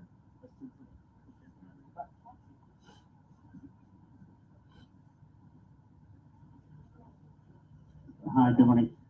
Jason from Connect. Good morning, gentlemen. Just a quick question on the WhatsApp.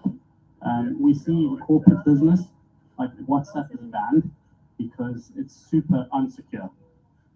We look at people, we talk about the WhatsApp being hacked, but also WhatsApp being backed up if you're on Android or into the cloud. And a lot of that backups also isn't encrypted anymore. If you're from the UK, for example, they passed a law that your WhatsApp and your iCloud is not encrypted to the same standard as the US. So just a quick question, why is WhatsApp still being used as the main communication for charters, for guest movements? It's really unsecure. I can answer that because it's super convenient. And it's free. Yes, and accessibility. Yeah, and so what are we gonna do about that? Well, what are you gonna do? Well, I use also look. I'm in the US. I'm US based, so like I have the level of encryption that I wanted to have. I have a second level of encryption. And the US still allows you to encrypt your iCloud. Yes. But in the EU, they passed a law that your iCloud cannot be encrypted. So the authority can still tap into. Some of you might use Telegram. I know if you don't know, some of you Telegram is like a different alternative. You use Telegram? No, but the public keys have been compromised. Right. So yeah, I mean it's one of these things. We'll hopefully somebody will come out with some better alternative. But unfortunately, there's nothing I can do when there's government getting involved and having backdoor and so on. Maybe there's a question here. I don't know if you finished answer Yeah, I unfortunately I don't have an answer because when the government gets involved, it's kind of like you have to do what they say. Same way when the FBI came to me, I had to give every information or everybody. There was nothing I could do, and that's the thing. Yeah, Ernesto Esposito from Omni Access. We are also a cybersecurity service provider, as we talked about. Actually, two questions. One more AI related. As you AI expert know, AI is also being used more and more to create malware, to create attacks, cyber attacks that now can be basically put together in a matter of seconds. Now compared to the early days where you needed an engineer basically to create this type of attacks. So, what do you think is the best strategy to protect ourselves also from this type of attacks? If especially we use AI on board with any sort of tool. I don't know. This is the first question. I think this again is for cybersecurity, in my perspective.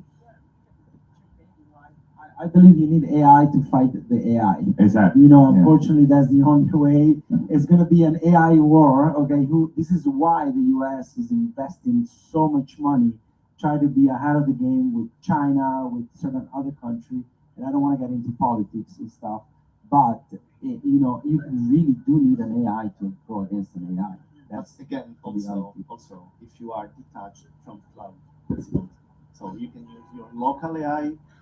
That is for sure going to be much better. So localize your data and avoid your data to go out, so you don't have any problem with that, or maybe you reduce a lot. Yeah, but still, if you receive an attack locally, it's still exposed, right? It could be exposed. It could be exposed. Yes. Okay. You're reducing a lot. Yeah. No, just to understand your view, if there is any technology being developed specifically to defend from this type of attacks. Like AI against AI, that's the best. So they will work it out between themselves. Technology come up, new companies come up to fight against. For example, there are new companies for cybersecurity doing stress attack, penetration attacks. So you can say, give me an audit. You pay, they come on your board, they do stress attack, all the stuff. They interview the crew members. and they give you like an audit of how secure is your yacht. If there is not a company in the industry that can do that. There is. They do a lot of business. We do. Yeah, they do. The problem is that it has a timestamp. You did that in January, and then it's December, and it's 12 months. Exactly. What happened in between? Exactly. You know, like people went on vacation, they came back, they had to drink. You want that shortcut? No shortcut. Yeah. Just being business. Yeah. No, I mean we are working on that, but I just wanted to get your view on this type of issue. And my second question is, I'm more curious to hear from captains in this forum. When we talk to captains and also to chief engineers, whoever is in charge on board about cybersecurity, I have to say that in general, the consensus is, it's a problem. We are aware. We should do something. But most of the cases, it stops there, right? We should do something, and there is very little action taken the following days. I agree. Do you think, and this is kind of my, I would like to hear from you, do you think this is happening because really, and that this is possibly a challenge I see in this sector, the ultimate decision maker in this, in yachting in general, is maybe the owner, the owner's team, when it comes to implement something on board, right? And especially when it comes to spending money on something. And I see that, for example, as a service provider, of course, most of the times we talk, especially with captains, and the captain will be the ambassador to the owner, to basically present the challenge and the solution. Could it be that the fact that the yachting is so behind is also because the owner is actually the person that is the least on board the yacht compared to you guys? The least informed and the one who has to Exactly. pay the bills, and if he can avoid it, Exactly. He had the most to lose, actually. Exactly. Yeah. So my feeling is that I think you the answered main your own challenge, question. exactly. The main challenge of this industry is that, that the ultimate decision maker is the one that is never on board. Exactly. Right? Yeah, and that's a problem on all levels of safety. Exactly. And even advancement. We have time for one last question. Yeah, but can I hear an answer about this, please? I think you answered it yourself. Yeah, no, I mean, it's well, in my case, before we got hacked, I was a bit like exactly you described. Like, we'll get around it. We have, managing company that were taking care of that to a certain extent. The boat, was protected to a certain level. And, the email was not as protected as we thought. But it's very true. Sometimes it's hard to sell to the end user just because of is an extra cost. And as a captain, you also feel like you are selling something when you just feel responsible for the owner and for the vessel. Also because all this came in really, really fast. So you kind of want to give it a bit of time to, do we really need it? Is something that is going to go, which way is going to go? Should we wait another year? We may, for the same money, a better, more upgraded, system or more protection. So, but it is, I totally agree with you. I was, skeptic myself at the beginning, and now I'm a bit more keen on, let's talk about this and see what you guys have to propose. Right. Ernesto, thank you for the contribution. And we have one last question. Hello, it's Edmund Sweetman, a maritime lawyer from Nanak in Maura. Just a question for the panel. I'm not sure it's a bit off the security topic, but as regards the integration of AI with, it's more and more in the commercial shipping space, autonomous shipping, and the integration of AI into the actual navigation of the vessel, integration with the autopilot, for instance, and particularly with routing as well, not so much weather routing, but actual navigational routing, say through a strait or a channel or something like that. And I was wondering how much you've been looking at the integration of AI, the use of AI to design, say, a route through a particular channel, and how that use is compatible with the insurance of the vessel and also the regulatory obligations of the. So you say commercial industrial area as well? Well, the use of AI to actually navigate the vessel, and to the extent that you're going to keep your insurance and you're going to keep yourself effectively on track with your regulatory obligations. Yeah, exactly. So you should have a system that have all this data storage. You have all the compliance storage. You have we do the same system we do for yachting, we do for commercial, so for ferries, for merchants, for cargo ships, bulks, etc. So it's the same, just changing some regulations, some other stuff, but it's the same system. Trying to make this data all together in one single place, safe for cybersecurity attacks and safe for privacy, and AI ready for the future. Okay, but the decision making in respect of navigation decisions, those being made by AI rather than the master, for instance, and the need for the master to supervise them. Well, yeah, as I said at the beginning, for me, it's scared that the AI take decisions. Yeah. For me, if the co-pilot by law, you can't. I mean, at least until the IMO or whatever, government come up and say, yes, we recognize that if you crash, you can blame AI. Or today your autopilot. Honestly, the master is the ultimate responsible. But you cannot blame the owner. You cannot blame, your technology. At this stage, I think it might change in the future with, super intelligent AI. But at the moment, I will not go through a channel. I want to thank you for that question, and I think it's interesting that you apologize for the question not being about cybersecurity, because the idea is exactly that we talked today about the future of AI, and I think it's important for everybody to know, and you guys either confirm or debunk what I'm saying. AI will be a tool that will be used by humans. Humans will have to verify what AI is, what decisions AI is making, and whether those decisions are accurate or. Oh no, Mauro. I want to disagree, guys. Super disagree. Let me tell you something. You've been using AI for 10 years. You can tell us something, but it goes straight into our conclusion. Yes. Tell us, in 3 respond seconds. to that, and then tell us how AI is actually changing superyacht operations in the future, in your opinion. Yes, fantastic. This is great because you've all been using AI for 10 years without knowing it. The company called Uber has been using AI to know exactly who the driver will go and pick up that person, pay $30 invoicing and take it from point A to point B without having to speak the same language.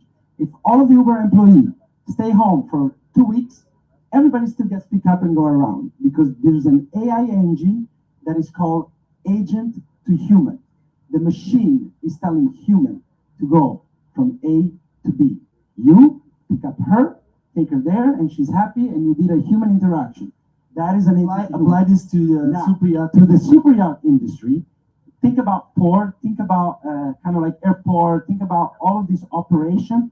It is going to be AI first and human second. I am sorry, this is where we're going.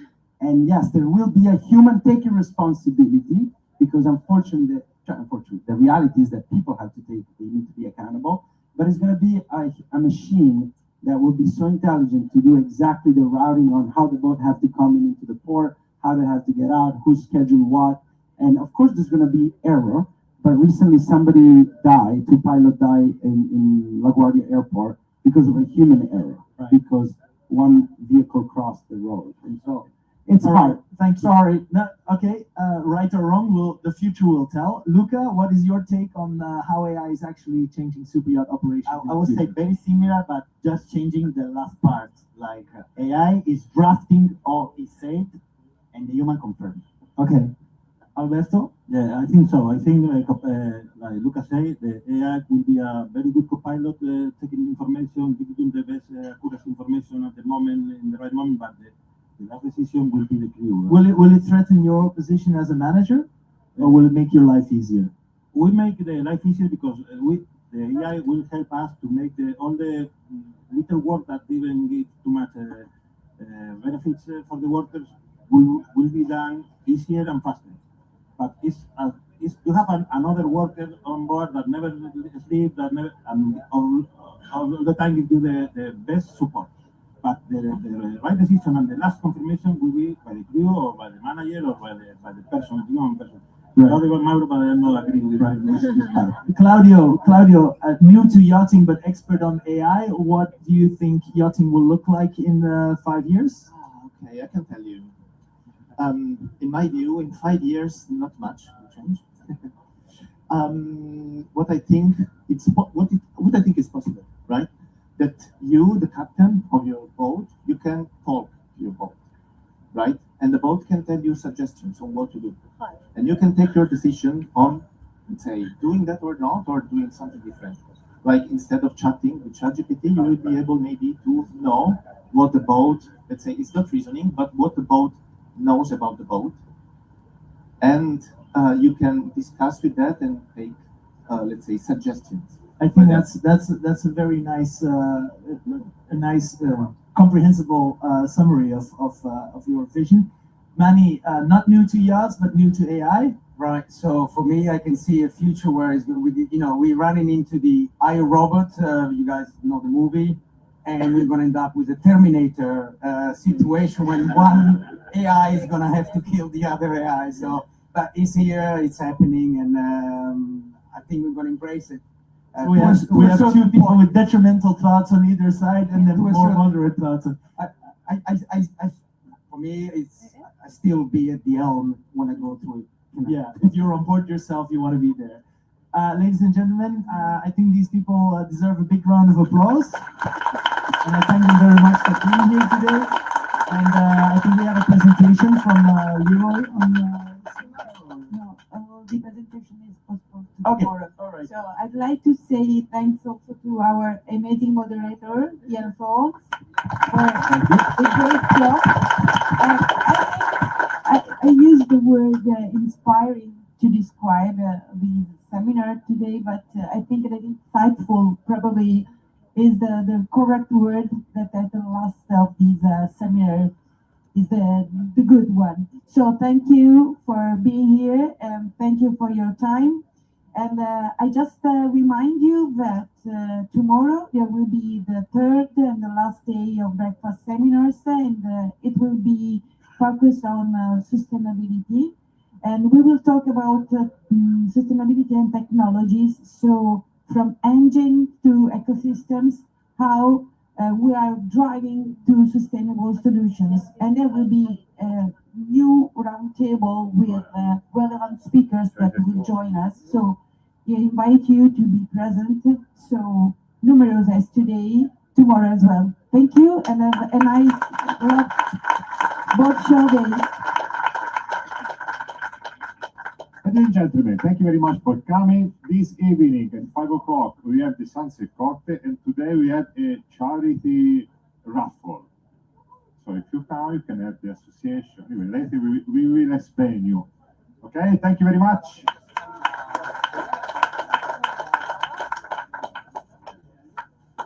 Thank you. I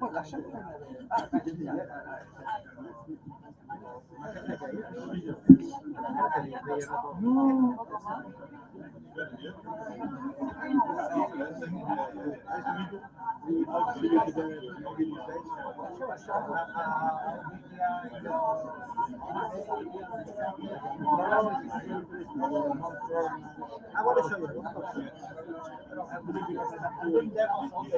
Yes.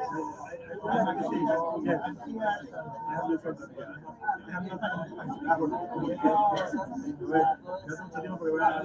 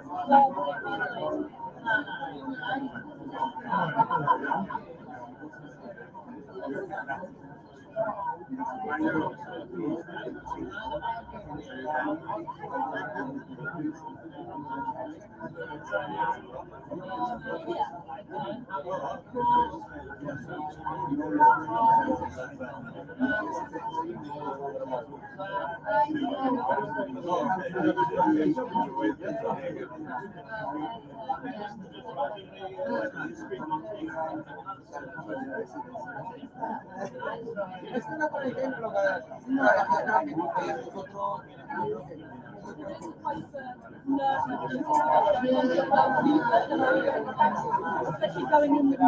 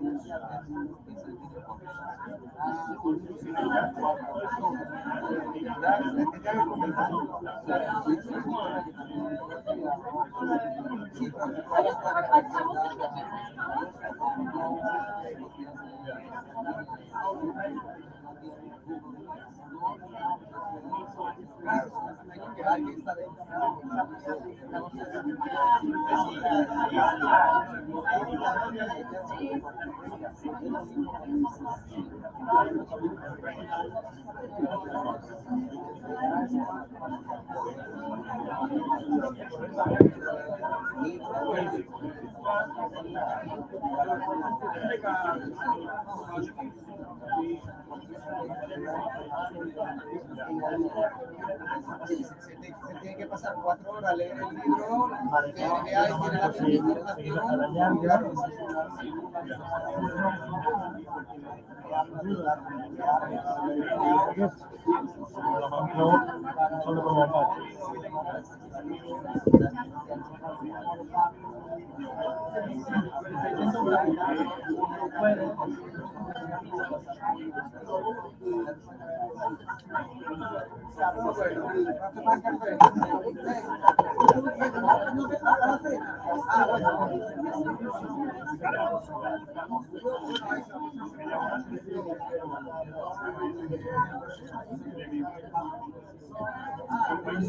Me falta un micro.